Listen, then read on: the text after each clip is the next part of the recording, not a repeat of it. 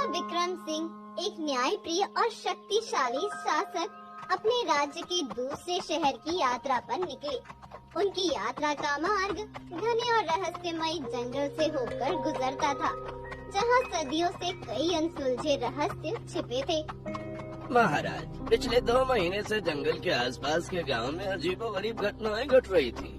पालतू पशु और यहाँ तक कि लोग भी रहस्यमय ढंग से गायब हो रहे थे। ग्रामीणों में भय का माहौल था और वे आपसे मदद की गुहार लगा रहे थे।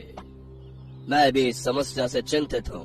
मैंने बहुत से सैनिक भेजे पर उसका कोई कारण पता नहीं लग पाया। अपने सबसे साहसी और बुद्धिमान शिकारी अर्जुन को बुलाओ। अर्जुन एक निडर और कुशल शिकारी है जो जंगल के हर कोने से परिचित है। अर्जुन को बुलाया जाए। अर्जुन को बुलाया जाता है। अर्जुन, तुम्हें इस रहस्य का पता लगाना होगा। मैं तुम्हें इस कार्य के लिए पूरी स्वतंत्रता देता हूँ। मुझे उम्मीद है कि तुम इस समस्या का समाधान निकालोगे। जो आ गया महाराज, मैं जंगल के सच का पता जरूर लगाऊंगा। अर्जुन ने राजा की आज्ञा का पालन किया, लेकिन उसके दिल में एक चिंता थी। उसकी बूढ़ी माँ बीमार थी। उसकी देखभाल करने वाला और कोई नहीं था। अर्जुन अपनी माँ को छोड़कर जाने के लिए तैयार नहीं था, लेकिन वो जानता था कि राज्य की रक्षा करना उसका कर्तव्य है। अरे बेटा, आज आने में देर हो गई। हाँ माँ, आज मुझे राजा ने बुलाया था। उन्होंने मुझे जंगल में हो रहे घटनाओं का सच जानने के लिए बुलाया था। अरे बेटा, उस जंगल में तो बहुत से लोग और जानवर गायब हो गए। तुझे कुछ हो गया तो हमारा क्या होगा? माँ, ये तो राजा का आदेश है और मुझे अपने लोगों को बचाने के लिए जाना ही होगा। हाँ बेटा, मेरा आशीर्वाद तो हमेशा तेरे साथ है। जा, तू जल्दी लौट आना। अगले दिन अर्जुन अपनी माँ से विदा लेकर जंगल की ओर निकल पड़ा। जंगल में प्रवेश करते ही उसे एक अजीब सी शांति महसूस हुई। पेड़ों की घनी छाया और पक्षियों की चहचहाहट में भी एक रहस्यमय चुप्पी थी। चलते चलते अर्जुन को जंगल के बीच में एक छोटा सा घर दिखाई दिया। घर के बाहर एक शांत और गंभीर चेहरे वाले साधु बैठे थे। अर्जुन ने साधु को प्रणाम किया और उनसे जंगल के बारे में पूछा। प्रणाम बाबा, मैं राजा विक्रम सिंह का बहुत ही विश्वासी शिकारी हूँ। राजा ने मुझे जंगल की होती हुई बहुत ही अजीबोगरीब घटना के बारे में जानकारी इकट्ठा करने के लिए भेजा है। साधु कुछ देर चुप रहा, फिर साधु ने अर्जुन को एक पहेली सुनाई। जहाँ मिट्टी और राख मिलते हैं, वहीं सत्य छिपा है। उन्होंने अर्जुन को थोड़ी सी मिट्टी भी दी और कहा, ये मिट्टी तुम्हें सत्य तक पहुँचाएगी। अर्जुन को साधु की बातें समझ में नहीं आ रही थी, लेकिन उन्होंने साधु की आज्ञा का पालन किया और मिट्टी को अपने पास रख लिया। वो साधु द्वारा बताए गए मार्ग पर आगे बढ़ने लगा। तभी उसे एक पेड़ के ऊपर बहुत सारे पक्षी दिखाई दिए। वे पक्षी साधारण नहीं थे, वे इंसानों की तरह बोल सकते थे। मत जाओ शिकारी, उस मार्ग पर खतरा है। लेकिन अर्जुन ने पक्षियों की चेतावनी को अनदेखा कर दिया। वो जानता था कि उसे सत्य का पता लगाना होगा, चाहे कुछ भी हो जाए। आगे बढ़ने पर अर्जुन को एक खंडर दिखाई दिया। खंडर के अंदर एक भयानक चुड़ैल रहती थी। चुड़ैल ने अर्जुन को देखते ही उस पर हमला कर दिया। अर्जुन ने अपनी तीर कमान निकाली और चुड़ैल पर तीर चलाया। चुड़ैल गायब हो गई, लेकिन वो जल्द ही दूसरी जगह दिखाई दी। अर्जुन समझ गया कि चुड़ैल को हराना आसान नहीं है। उसने अपनी बुद्धि का प्रयोग किया। उसने देखा खंडर के बीच में एक घड़ा पड़ा था, जिसके आसपास थोड़ी राख बिखरी हुई थी। उसे साधु की पहेली याद आई।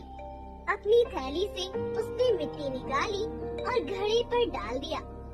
मिट्टी के संपर्क में आते ही चुड़ैल जलने लगी और चीखते हुए कहने लगी, अरे अरे अरे, तेरे अंत का समय आ गया है। दुर्जन सिंह तुझे छोड़ेगा नहीं। इतना कह के वो गायब हो गई। अर्जुन वो घड़ा लेकर बाहर आ गया। तभी साधु अर्जुन के सामने प्रकट हुई। उन्होंने अर्जुन को सच्चाई बताई। राजा का मंत्री दुर्जन सिंह इन सभी घटनाओं के पीछे था। दुर्जन सिंह राजा को मारकर खुद राजा बनना चाहता था। उसने चुड़ैल की मदद से पशुओं और लोगों को गायब कर दिया था ताकि वह जंगल में भय का माहौल बना सके और राजा को कमजोर कर सके। और इस घड़े में क्या था? वो मिट्टी डालते ही वो चुड़ैल भाग क्यों गई? इस घड़े में उन लोगों और जानवरों की राख थी जिसे ये चुड़ैल गायब करके उनकी बलि चढ़ा रही थी, जिससे उसकी शक्तियाँ और भी बढ़ रही थी। अब मुझे क्या करना है बाबा? पहले इस घड़े को पास की नदी में बहा दो ताकि उसकी शक्तियाँ कमजोर हो जाए। फिर ये बात राजा को बताना होगा। अर्जुन को सच्चाई का पता चल गया था। अब उसे दुर्जन सिंह को रोकना था और राजा को बचाना था। लेकिन साधु बाबा, ये पक्षी कौन है और वे इंसान की तरह कैसे बोल रहे थे? ये पक्षी साधारण नहीं है अर्जुन, ये वनराज के संरक्षक हैं। सदियों पहले जब ये जंगल एक पवित्र स्थान हुआ करता था, तब यहाँ एक महान ऋषि रहते थे। ऋषि ने इन पक्षियों को वाणी और बुद्धि का वरदान दिया ताकि वे जंगल की रक्षा कर सकें। वे पक्षी वनराज के रहस्यों के साक्षी हैं और केवल उन्हीं को चेतावनी देते हैं जो जंगल में अनिष्ट करने आते हैं। अच्छा, ऐसी बात है? हाँ, दुर्जन सिंह ने चुड़ैल को वश में करने के लिए एक प्राचीन तांत्रिक अनुष्ठान किया था। चुड़ैल को नियंत्रित करने के लिए उसने जंगल के पवित्र स्थानों को अपवित्र किया और कई निर्दोष प्राणियों की बलि दी। इससे वनराज के संरक्षक पक्षी क्रोधित हो गए। मुझे अब समझ में आया कि पक्षियों ने क्यों रोका था। अब मुझे राजा के पास जाना होगा। आपका बहुत बहुत धन्यवाद। लो, ये जादुई तलवार, ये तुम्हें लड़ने में सहायता करेगा। अर्जुन साधु द्वारा बताए गए मार्ग पर आगे बढ़ता रहा। उसे एक प्राचीन गुफा का प्रवेश द्वार दिखाई देता है, जिसके चारों ओर अजीबोगरीब शिलालेख बने हुए थे।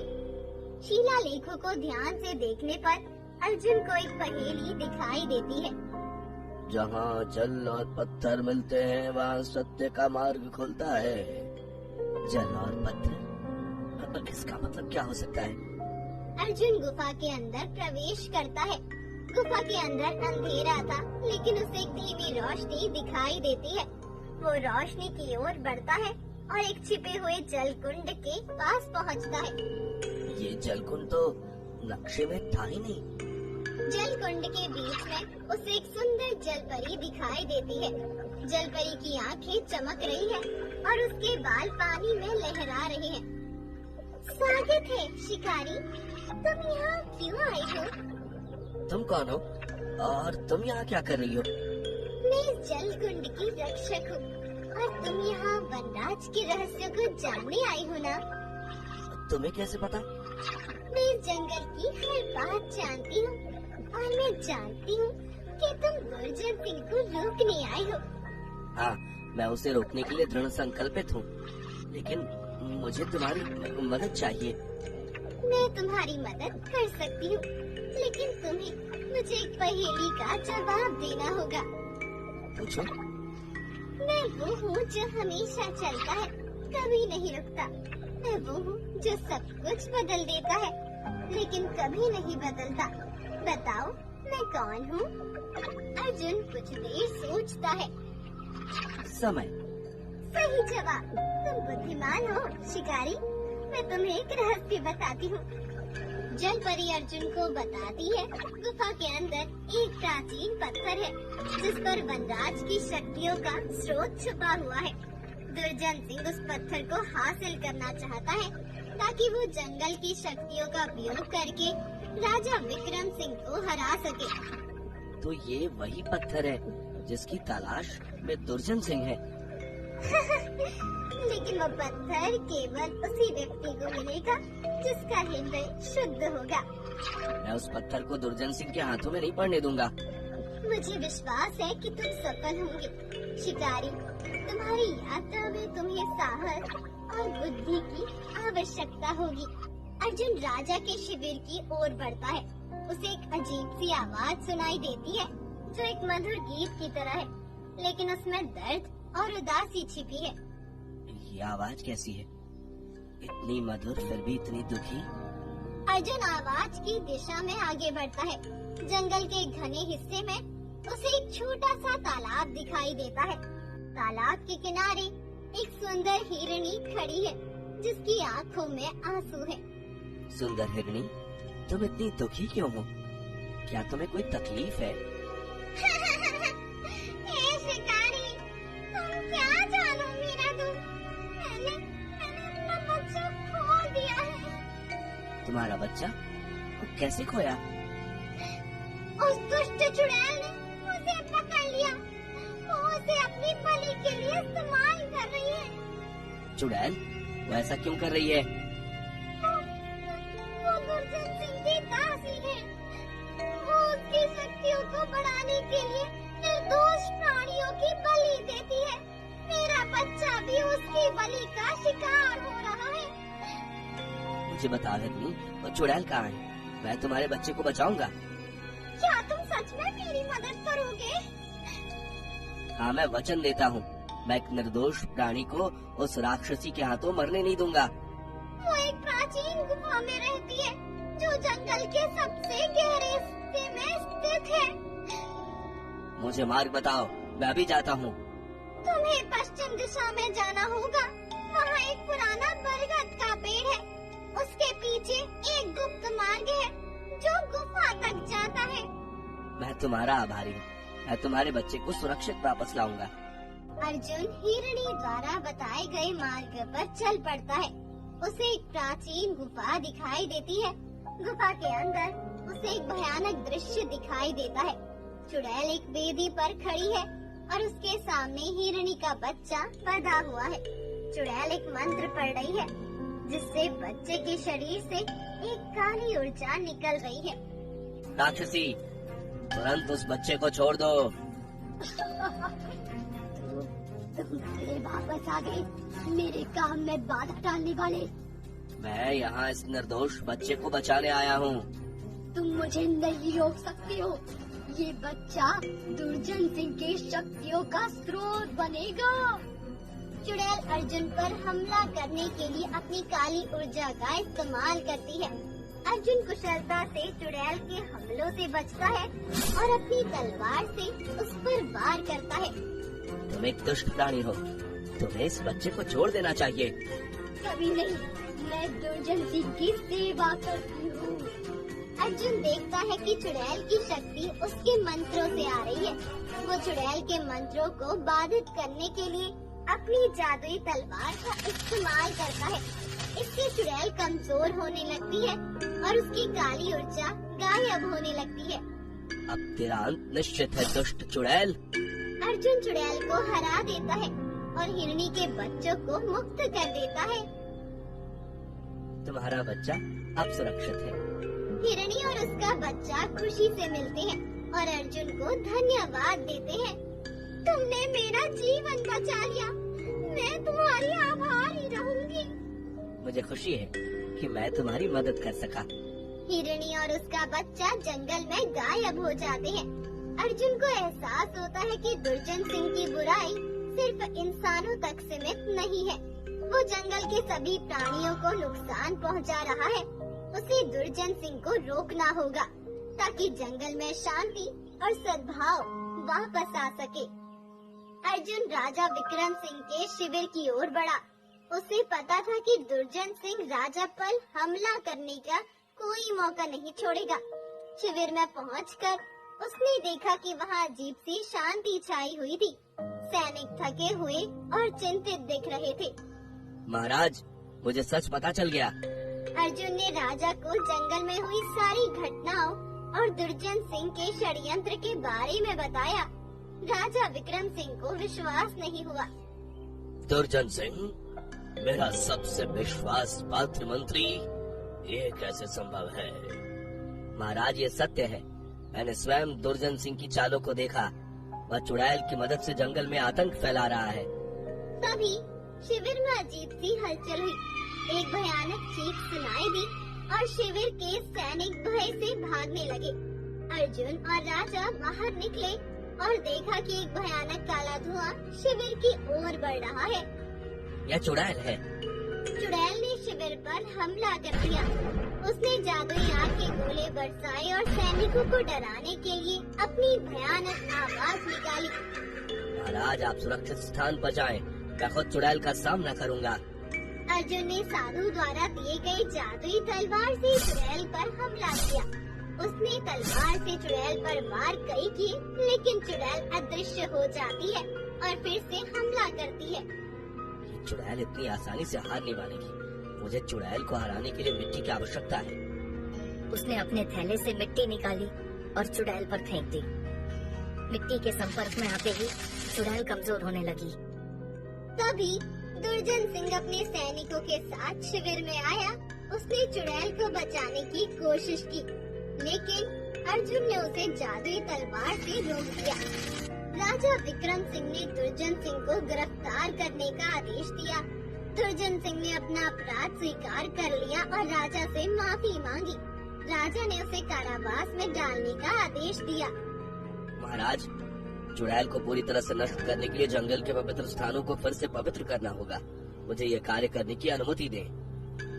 अर्जुन ने साधु और वनराज के संरक्षक पक्षियों से मदद मांगी। मैं तुम्हें पवित्र स्थानों के बारे में बताऊंगा और उसे आवश्यक सामग्री भी दूंगा। लेकिन दुर्जन सिंह की शक्ति सिर्फ चुड़ैल तक सीमित नहीं थी। उसे जंगल की प्राचीन शक्तियों के बारे में भी जानकारी थी, जिसे उसने अपने षड्यंत्र में इस्तेमाल किया था। याद रखना, दुर्जन सिंह मायावी है। वो किसी का भी भेष बदल सकता है। वो नई शक्तियों को प्राप्त करने के लिए वापस आएगा। अर्जुन सारे स्थान को ढूंढने निकल जाता है। पवित्र स्थानों को शुद्ध करते समय अर्जुन को एक प्राचीन शिलालेख मिला। ये शिलालेख वनराज के इतिहास और उसकी शक्तियों के बारे में बताता था।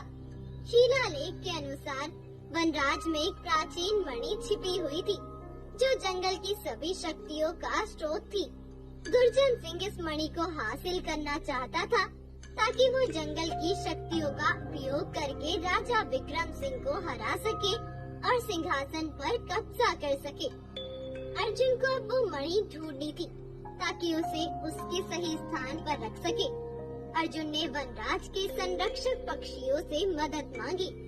मणि एक गुप्त गुफा में छिपी हुई है, जो जंगल के सबसे गहरे हिस्से में स्थित है। गुफा तक पहुंचने का रास्ता एक प्राचीन पहेली में छिपा हुआ था। अर्जुन ने पहेली को सुलझाया और गुप्त गुफा तक पहुंच गया। गुफा के अंदर उसे मणि दिखाई दी। मणि एक चमकदार नीले रंग की थी और उसमें से एक अजीब सी ऊर्जा निकल रही थी। जैसे ही अर्जुन ने मणि को छुआ, गुफा में भयानक कंपन हुआ। गुफा की दीवारें हिलने लगी और जमीन फटने लगी।